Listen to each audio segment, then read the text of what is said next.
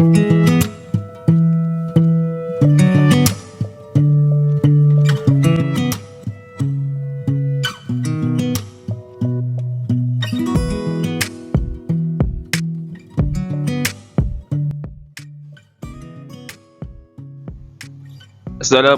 warahmatullahi wabarakatuh dan salam sejahtera kepada semua murid-murid tahun 4 yang cikgu kasihi.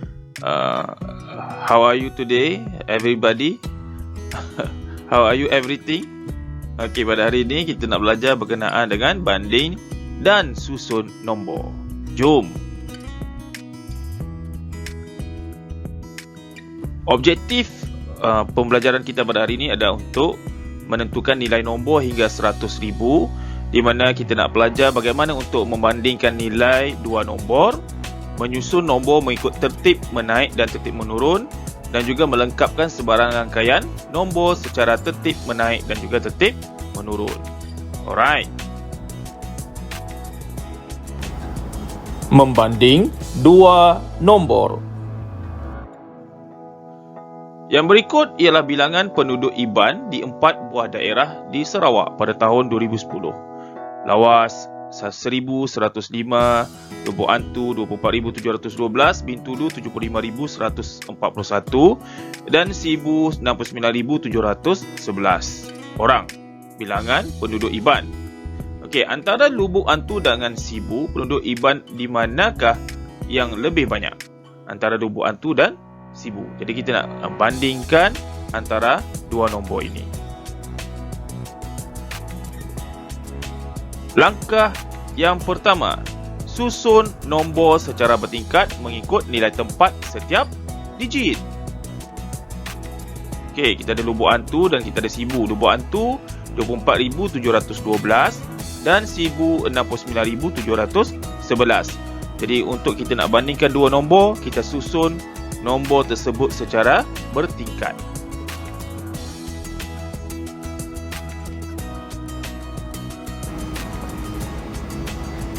Langkah yang kedua, bandingkan setiap digit bermula dari nilai tempat terbesar, iaitu kita mulakan daripada kiri dahulu, terlebih dahulu. Iaitu kalau kita lihat pada bahagian yang paling kiri, iaitu nilai tempat yang paling besar 10,000. Untuk Lubuk Antu 2, digit 2 yang berada di 10,000, manakala untuk kawasan Sibu, digit 6 yang berada di tempat nilai tempat 10,000. Jadi bagi pendapat kamu, yang manakah lebih besar, 6 ataupun 2? Ya, betul, 6 lebih besar daripada 2, dan ini bermakna penduduk Iban di Sibu lebih banyak berbanding di Lubuk Antu.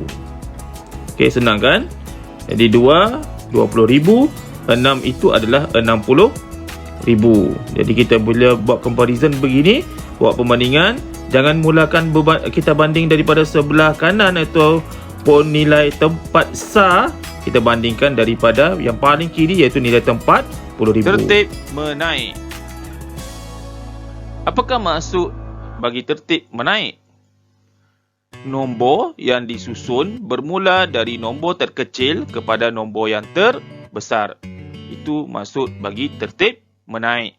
Jadi seolah-olah macam kita naik tangga.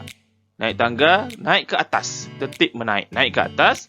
Di bawah nombor yang terkecil, kita menuju ke arah nombor yang terbesar. Jadi bila kita nak susun nombor dalam bentuk tertib menaik, cari nombor yang terkecil dahulu dan kita akhirkan dengan nombor yang terbesar.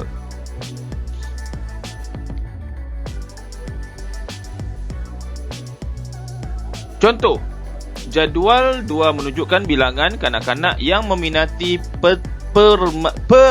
permainan tradisional di sebuah daerah. Susahnya nak sebut.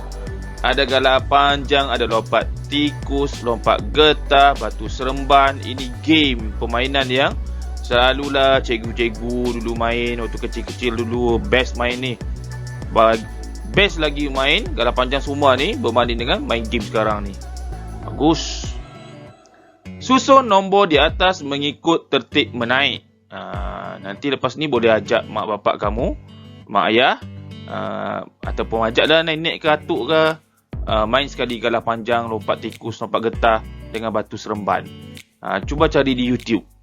Bagaimana nak main tu. Boleh ajak keluarga kamu main ramai-ramai.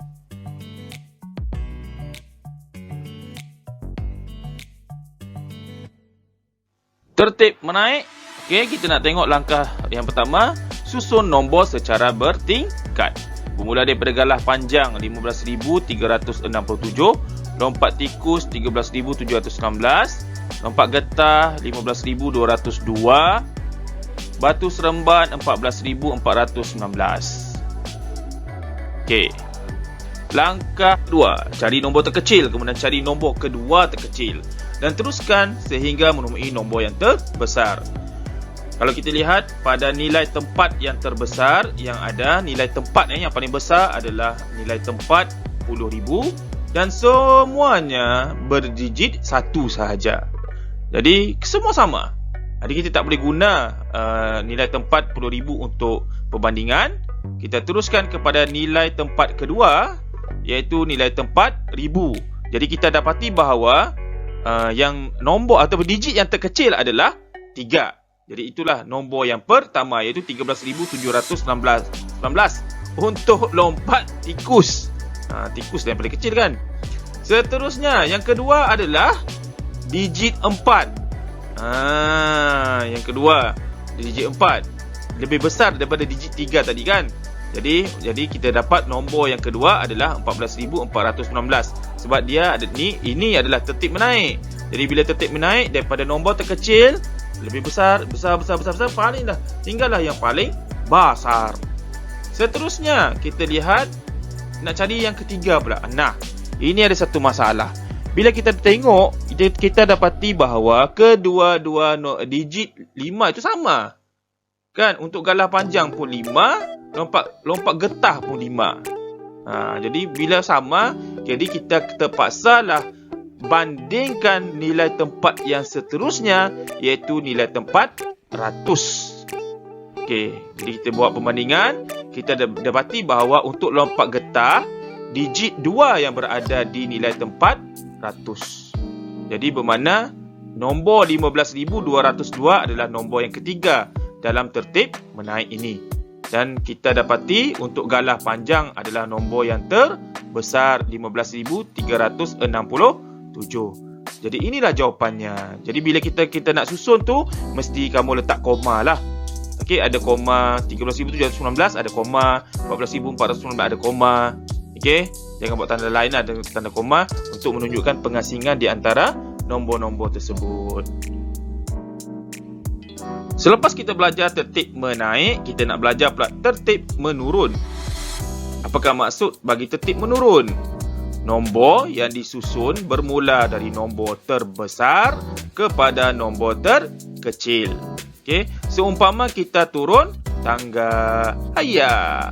Kita turun tangga, bila kita mau jatuh tangga tu, semua ada yang pernah jatuh tangga ke? Kalau tak pernah jatuh tangga, cubalah jatuh tangga.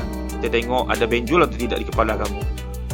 Okey, bila kita turun jatuh tangga begitu kan, daripada tempat yang paling tinggi tu, nombor yang terbesar, kita turun ke bawah, tertib menurun. Kita turun tangga, kita dapat nombor, hinggalah kita dapat nombor yang terkecil. Jadi bila kita nak ingat tertib menurun, kita ingat macam mana kita turun tangga. Opposite atau berlawan dengan apa yang kita belajar tadi, tertib menaik, umpama kita naik tangga.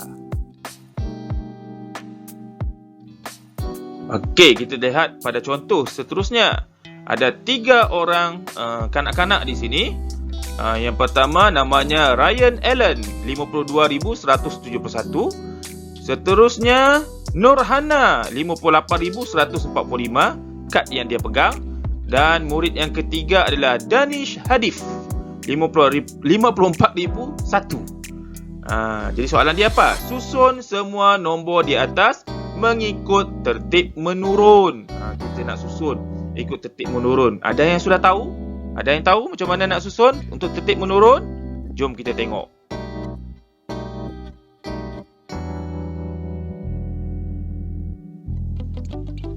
Langkah pertama, susun nombor secara bertingkat.